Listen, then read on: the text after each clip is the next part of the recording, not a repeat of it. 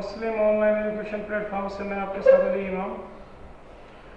हम अपनी chemistry book 1 का चैप्टर नंबर 3 पढ़ रहे हैं और हमने लास्ट लेक्चर में चौथा गैस लॉ पढ़ा था अपना, Dalton's law of partial pressure. उसमें हमने Dalton's law of partial pressure को डिटेल से स्टडी किया था और हमने स्टडी किया था कि अगर हमें किसी एक गैस का पार्शियल प्रेशर मालूम करना हो तो कैसे मालूम करेंगे, क्योंकि Dalton law of partial pressure हम उस वक्त स्टडी करते हैं जब हमारे पास गैसेस, मिक्सचर ऑफ गैसेस, मसलन एक से ज़्यादा गैसेस हो, 2, 3, 4 यानी मिक्सचर ऑफ गैसेस हो, तब हम Dalton law of partial pressure को स्टडी करते हैं। आज हमने Dalton law of partial pressure की एप्लीकेशन देखनी है। 4 एप्लीकेशन हमारे सिलेबस का हिस्सा है, तो हमने 1 बाय 1 इनको देखना है। ये चारों एप्लीकेशंस में से कोई एक एप्लीकेशन शॉर्ट क्वेश्चन के हवाले से, मसलन आपसे कोई एक एप्लीकेशन शॉर्ट में पूछ सकते हैं। इसके अलावा सवाल इस तरह आता है, what is Dalton law of partial pressure, explain its application या गिव इट्स एप्लीकेशन। तो ये लॉन्ग क्वेश्चन में भी आ सकता है, शॉर्ट क्वेश्चन में भी आ सकता है। शॉर्ट क्वेश्चन में आएगा आपसे कोई स्पेसिफिक एप्लीकेशन पूछ ली जाएगी, लॉन्ग क्वेश्चन में आएगा तो आपसे पूरा सवाल पूछ लिया जाएगा। 1 बाय 1 हम चलते हैं एप्लीकेशन की तरफ। 4 एप्लीकेशन हैं। सबसे पहली एप्लीकेशन जो है वो collection of gas over laboratory है, उसके बाद एट हायर अल्टीट्यूड है, उसके बाद प्रोसेस ऑफ रेस्पिरेशन, और आखिरी एप्लीकेशन जो है वो डीप सी डाइवर्स उसके बाद। तो सबसे पहले हम चलते हैं collection of gas in laboratory. देखिए, जब हम लेबोरेटरी में कोई गैस प्रिपेयर करते हैं, हाइड्रोजन गैस या कार्बन डाइऑक्साइड या ऑक्सीजन गैस या कार्बन डाइऑक्साइड गैस, तो हम उसको लिक्विड के सरफेस के ऊपर से कलेक्ट करते हैं। जैसा कि एक डायग्राम में दिखाया गया है कि यहाँ पे मेरे पास एक जार है, इसके अंदर फुल ऑफ वाटर है। जब गैस यहाँ से प्रोड्यूस होके यहाँ इकट्ठी होगी तो ये लिक्विड जो होगा ये नीचे, यानी ये हमारे पास इधर इस टब में इकट्ठा होना शुरू कर देगा और गैस जो है वो यहाँ पे सरफेस पे इकट्ठी हो जाएगी। जैसे ये वाटर से जार खाली होगा, हम इस गैस को फौरन से उठाते हैं और ऊपर पलट देते हैं और कोई चीज़ रख देते हैं ताकि जो गैस इसके अंदर प्रोड्यूस हुई है, कार्बन डाइऑक्साइड गैस या ऑक्सीजन गैस, वो बाहर ना निकल सके। गैस प्रोड्यूस हुई है या नहीं हुई, हम उसको कैसे चेक करते हैं? अगर हमने CO2 गैस प्रोड्यूस की है तो हम एक माचिस की तीली इसके अंदर डालेंगे, अगर तो तीली बुझ जाती है तो हम कहेंगे CO2 गैस प्रोड्यूस हुई है। और अगर ऑक्सीजन गैस हमने प्रोड्यूस की है, क्योंकि ऑक्सीजन जलने में मदद देती है, तो हम तीली जला के इस जार के अंदर डालेंगे तो वो तीली जो है वो उसका शोला होगा वो ज्यादा ब्राइट हो जाएगा, जलनी शुरू हो जाएगी, तो हम कहेंगे ऑक्सीजन गैस प्रोड्यूस हो गई। अब सपोज कर लें हमने ऑक्सीजन गैस प्रोड्यूस की है, ये पोटाशियम परक्लोरेट है, इसको हम हीट करते हैं in presence of manganese dioxide MnO2 जो कि कैटलिस्ट का काम करता है। तो हमारे पास KCl बनता है और यहाँ पे ऑक्सीजन गैस प्रोड्यूस होती है। अब जब ये ऑक्सीजन गैस प्रोड्यूस होगी तो ये इस ट्यूब से मूव करती हुई यहाँ से जब इधर जार के अंदर जाएगी, तो जार के अंदर फुल ऑफ वाटर है, तो जब ये जार में से पानी में से गुजरेगी तो ये गैस के मॉलिक्यूल्स जो है, the gas becomes moist during convection, gas के जो मॉलिक्यूल्स हैं वो क्या हो जाते हैं, मॉइस्ट हो जाते हैं, थोड़ी नमी आ जाती है।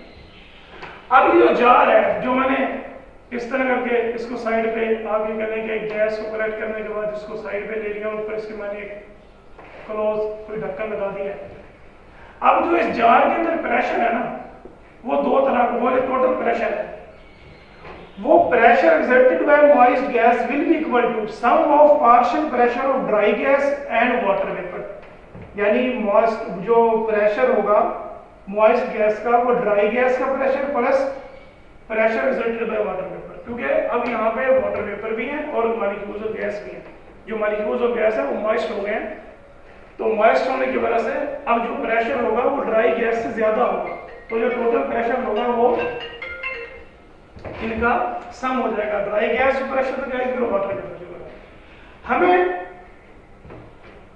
वाटर वेपर जो है pressure exerted by water vapour, इसको हम कहते हैं एक्वस टेंशन। एक्वस टेंशन क्यों कहते हैं कि भाई हमने ड्राई गैस इकट्ठी की थी, लेकिन ये पानी के अंदर से जब मॉइस्ट हो गई तो जो वाटर वेपर भी प्रेशर एक्सर्ट कर रहे हैं, तो इसलिए हम उसको एक्वस टेंशन से रिलेट करते हैं कि हम कहते हैं ये एक्वस टेंशन है, ये पानी की वजह से प्रोड्यूस हुआ है जो प्रेशर है वाटर वेपर का। हमने तो गैस बनाई थी, हमने वाटर नहीं बनाया, लेकिन जो गैस वाटर में से गुजरी है उसकी वजह से गैस के मॉलिक्यूल मॉइस्ट हुए और जो प्रेशर है वाटर वेपर का वो उस मॉइस्ट मॉलिक्यूल्स की वजह से आया है, जो उन्होंने पानी में से गुजरा। हमें चाहिए ड्राई गैस का प्रेशर। तो ड्राई गैस का प्रेशर निकालने के लिए हम क्या करते हैं, ये P dry plus aqueous tension है। हम पी ड्राई को हम यहाँ right hand left hand side पे लेते हैं, पी मॉइस्ट को ये आप सिंपल यूं कहें कि हम एक्वस टेंशन को इक्वेशन के राइट हैंड साइड से लेफ्ट हैंड साइड पे ले जाते हैं। तो हमारे पास पी ड्राई जो होता है, dry pressure resulted by dry gas, वो बराबर होता है pressure resulted by moist gas minus aqueous tension. हम एक्वस टेंशन को इसमें से माइनस कर देते हैं तो हमारे पास ड्राई गैस का प्रेशर आ जाता है। इसी तरह जब हम न्यूमेरिकल सॉल्व करते हैं और वहाँ जो हमें गैसेस के प्रेशर दिए जाते हैं वो हमें एक्वस टेंशन को माइनस करके हम उसमें लिखते हैं, हम सिर्फ प्योर ड्राई गैस का प्रेशर लेते हैं। तो स्टूडेंट्स ये पहली एप्लीकेशन थी। और दूसरी एप्लीकेशन है during process of respiration. Respiration का प्रोसेस जो है ये पार्शियल प्रेशर पे डिपेंड करता है। क्यों? देखें, गैसेस हमेशा हाई कंसंट्रेशन रीजन से low concentration, high pressure region से लो प्रेशर रीजन की तरफ मूव करती है। अब जब एनिमल सांस लेते हैं, जानवर सांस लेते हैं, वो इनहेल करते हैं ऑक्सीजन गैस को। ऑक्सीजन गैस को क्यों इनहेल करते हैं? इसलिए कि एयर में जो ऑक्सीजन गैस का पार्शियल प्रेशर है वो 159 टॉर है और जो पार्शियल प्रेशर ऑक्सीजन का लंग्स में है वो 116 टॉर है। इसका मतलब है कि लंग्स में पार्शियल प्रेशर ऑक्सीजन का कम है और एयर में ज्यादा है। एयर में प्रेशर ज्यादा होने की वजह से जब जानवर सांस लेते हैं तो वो ऑक्सीजन गैस उनके अंदर इनहेल कर लेते हैं इजीली, क्योंकि ऑक्सीजन का पार्शियल प्रेशर लंग्स में कम और एयर में ज्यादा होता है। इसी तरह जब ऑक्सीजन गैस इनहेल कर लेते हैं और जब एक्सहेल करते हैं तो वो कार्बन डाइऑक्साइड गैस करते हैं। कार्बन डाइऑक्साइड गैस की एक्सहेल कैसे कर लेते हैं? देखिए, ऑक्सीजन का पार्शियल प्रेशर एयर में ज्यादा है लेकिन लंग्स में कम है, लेकिन कार्बन डाइऑक्साइड का जो पार्शियल प्रेशर है वो लंग्स में ज्यादा है और एयर में कम है। तो इसलिए इजीली वो कार्बन डाइऑक्साइड गैस को एक्सहेल कर लेते हैं। तो इसलिए हम प्रोसेस ऑफ रेस्पिरेशन में Dalton law of partial pressure के ऊपर डिपेंड करता है। पार्शियल प्रेशर ऑफ गैसेस के ऊपर रेस्पिरेशन का प्रोसेस डिपेंड करता है। अब नेक्स्ट चलते हैं एट हायर अल्टीट्यूड। देखें, हमने पायलट जो है हायर अल्टीट्यूड, जो एक जंगी जहाज उड़ा रहा है पायलट, वो अपने साथ आपने देखा होगा कि वो मास्क यूज करता है, एयर के साथ वो टैंक लेके जाता है और मास्क यूज करता है। उसकी वजह ये होती है कि वो जो केबल होता है उसके अंदर प्रेशर एयर का कम होता है। तो जैसे जैसे वो बुलंदी के ऊपर जाता है, पार्शियल प्रेशर एयर में कम होने की वजह से, तो एयर में पार्शियल प्रेशर, अब अनप्रेशराइज्ड केबल में जो पार्शियल प्रेशर है ऑक्सीजन का वो कम हो रहा है एज कंपेयर टू अनप्रेशराइज्ड केबल में जो पार्शियल प्रेशर है वो कम हो रहा है एज कंपेयर टू 159 टॉर। यानी उस केबल के अंदर प्रेशर जो है वो 159 टॉर से कम हो रहा है और हमारे लंग्स में पहले ही कम है 116 टॉर। तो अनप्रेशराइज्ड केबल में ऑक्सीजन का प्रेशर जब कम होगा तो पायलट को ऊपर हायर अल्टीट्यूड पे जाके सांस लेने में मुश्किल होगी। तो वो क्या करते हैं, अपने साथ ऑक्सीजन या एयर का सिलेंडर लेके जाते हैं ताकि उनको सांस लेने में मसला ना हो। अब ये दोनों बहुत इंपॉर्टेंट एप्लीकेशन है, रेस्पिरेशन एंड हायर अल्टीट्यूड, दोनों इंपॉर्टेंट शॉर्ट क्वेश्चन पेपर में बहुत दफा रिपीट हो चुके हैं। The process of respiration follow Dalton law of partial pressure और why pilot feel uncomfortable in breathing at higher altitude. तो हम उसका यही आंसर देते हैं कि एट हायर अल्टीट्यूड में जो अनप्रेशराइज्ड केबल होता है उसमें ऑक्सीजन का पार्शियल प्रेशर हायर अल्टीट्यूड पे कम हो जाता है 159 टॉर से। जब 159 टॉर से पार्शियल प्रेशर कम होगा तो ऑक्सीजन को इनहेल करना क्या होगा, मुश्किल होगा। तो फिर हमें मशीनरी सिलेंडर की जरूरत पड़ेगी। अभी जो हमारे पैसेंजर प्लेन्स होते हैं उसमें तो किसी पैसेंजर ने या किसी पायलट ने भी ये मास्क नहीं लगाया हुआ होता वो प्रेशर।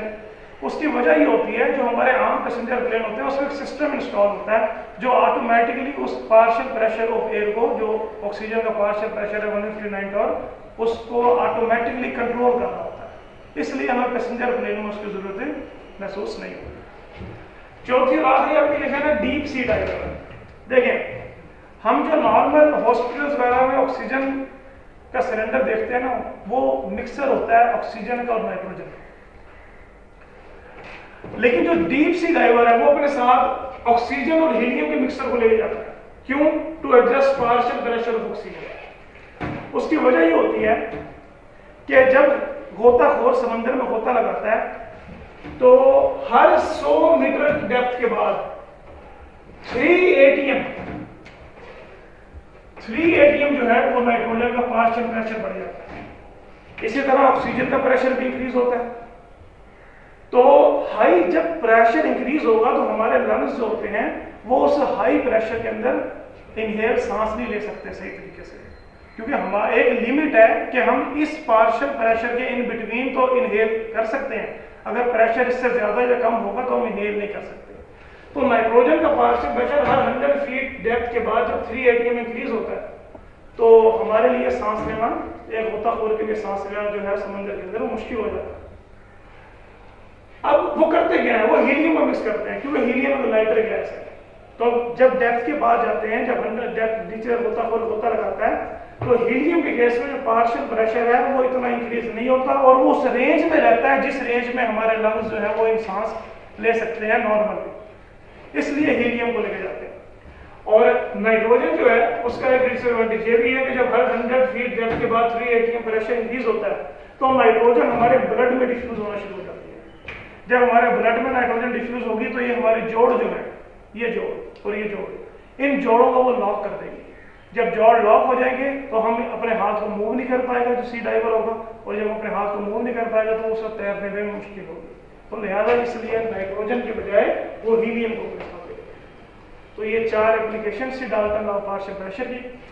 अब नेक्स्ट एक छोटा सा क्वेश्चन है, differentiate between diffusion and diffusion. Paper point of view से बड़ा इंपॉर्टेंट है और हमने जो अपना आखिरी गैस लॉ पढ़ना है, 5वां gas law Graham law of diffusion, उसे पढ़ने से पहले हमें डिफ्यूजन और डिफ्यूजन के बारे में नॉलेज होना जरूरी है। तो ये सवाल इसी तरीके से आता है डिफरेंशिएट, तो मैं आपको इसी तरीके से दोनों में डिफरेंस लिखवा रहा हूँ। ये मैंने 6 डिफरेंस लिखे हुए हैं इन दोनों में, सफिशिएंट डिफरेंस है क्योंकि बोर्ड में जो डिफरेंस वाला क्वेश्चन होता है उसमें ऑलमोस्ट 2 नंबर का सवाल होता है तो 4 डिफरेंस सफिशिएंट होते हैं। तो मैंने यहाँ पे 6 डिफरेंस दोनों में लिखे हैं। आप कोई से 4 डिफरेंस कर सकते हैं, अगर आप सारे लिखते हैं तो ये भी एक अच्छा इम्पैक्ट पड़ेगा, अच्छी बात होगी। 1 बाय 1 इनको स्टडी करते हैं। डिफ्यूजन एंड डिफ्यूजन, देखें डिफ्यूजन क्या होती है? डिफ्यूजन होती है intermixing of molecules of different gases at particular temperature and pressure. एक खास टेम्परेचर और प्रेशर पे, सपोज कर ले रूम टेम्परेचर पे, जो 2 गैसेस की मिक्सिंग है हम उसको डिफ्यूजन कहते हैं। 2 चीजों का मिल जाने से डिफ्यूज, एक डिफ्यूज होना 2 चीजों का आपस में मर्ज हो जाना। तो 2 या 2 से ज्यादा गैसेस का या 2 गैसेस का एक पर्टिकुलर टेम्परेचर और प्रेशर पर एक दूसरे से मर्ज हो जाना, इसको हम क्या बोलते हैं? डिफ्यूजन बोलते हैं। अब फ्यूजन इसके ऑपोजिट है। अब फ्यूजन में क्या होता है? Fusion of gas molecule from a tiny, escaping of gas molecule from a tiny hole 1 by 1, किसी छोटे से सुराख से 1 बाय 1 गैस के मॉलिक्यूल का एस्केप होना, उसको हम फ्यूजन कहते हैं। मिसाल के तौर पर ये मेरे पास एक सिलेंडर है जिसके दरमियान में पार्टीशन लगी हुई है। इसके एक साइड पे ऑक्सीजन है, एक साइड पे नाइट्रोजन है। नाइट्रोजन जो है ये ब्राउनिश कलर की गैस है और जो ऑक्सीजन होती है ये कलरलेस होती है। जब हम इस पार्टीशन को रिमूव करेंगे तो नाइट्रोजन की कंसंट्रेशन जो है वो इस साइड में ज्यादा थी, तो नाइट्रोजन जो है वो लेफ्ट टू राइट और ऑक्सीजन जो है वो राइट टू लेफ्ट मूव करेगा और ये दोनों एक दूसरे में क्या हो, एक दोनों मिक्स होके एक हमारे पास मिक्सर बन जाएगा। हमें कैसे पता लगेगा कि मिक्सर बन गया? देखिए नाइट्रोजन का जो ब्राउन कलर है ना इस साइड पे डार्क होगा। जब ऑक्सीजन और नाइट्रोजन मिक्स होंगे और ये एक मिक्सर बनाएंगे तो जो ब्राउन कलर है वो थोड़ा फेड होगा। फेड होना जब शुरू हो जाएगा, फेड हो जाएगा तो हम कहेंगे दोनों गैसेस आपस में मिक्स हो गई। फ्यूजन में क्या हमारे पास कोई गैस है और ये हमारे पास एक छोटा सा टाइनी होल जिसमें से 1 बाय 1 जो है वो गैस का मॉलिक्यूल निकलता है। अब इस टाइनी होल का डायमीटर है वो इतना ही है जितना एक गैस मॉलिक्यूल का है, जो कि मीन फ्री पाथ के बराबर होता है। अब जो डिफ्यूजन है ये DO2 कोलिजन होती है, जबकि फ्यूजन जो है ये डिपेंड करती है एस्केपिंग टेंडेंसी पे। मसलन ये जितनी ज्यादा कोलिजन होगी उतनी ज्यादा डिफ्यूजन होगी। इसमें बहुत ज्यादा कोलिजन होती है, गैस के मॉलिक्यूल एक दूसरे से कोलाइड करते हैं। इसमें क्या होता है? इसमें कोलिजन नहीं होती, इसमें मॉलिक्यूल्स मूव कर रहे होते हैं हैप्पीली। जब कोई एक मॉलिक्यूल इस टाइनी होल के सरफेस, टाइनी होल के सामने आता है तो वो इस टाइनी होल की मदद से बाहर निकल जाता है। तो इसलिए हम कहते हैं it is not due to collision, it is due to collision. ये एरिया ऑफ हाई कंसंट्रेशन से एरिया ऑफ लो कंसंट्रेशन और ये और फ्यूजन जो है एरिया ऑफ यानी हाई प्रेशर रीजन से लो प्रेशर रीजन। देखें यहाँ पे यकीनन प्रेशर ज्यादा होगा और ये बिल्कुल एम्प्टी है तो यहाँ पे प्रेशर कम होगा। तो ये हाई प्रेशर से लो प्रेशर रीजन और ये हाई कंसंट्रेशन से लो कंसंट्रेशन रीजन। इसमें दो या दो से ज्यादा सब्सटेंस इन्वॉल्व होते हैं, जबकि जो फ्यूजन होती है it only one substance is involve in diffusion. Diffusion जो है ये गैस और लिक्विड दोनों में होती है, जबकि फ्यूजन जो है ये सिर्फ गैसियस फिनोमेना है, ये सिर्फ गैसेस में हमें देखने को मिलता है, लिक्विड और हमें देखने को नहीं मिलता। तो डिफ्यूजन गैसियस में भी होती है, लिक्विड में भी, जबकि फ्यूजन जो है ये सिर्फ गैस में होती है। For example spreading of perfume, क्या हम परफ्यूम अगर कोई स्प्रे करते हैं कमरे के अंदर तो चंद ही सेकंड्स के अंदर पूरे कमरे में उसकी स्मेल फैल जाती है।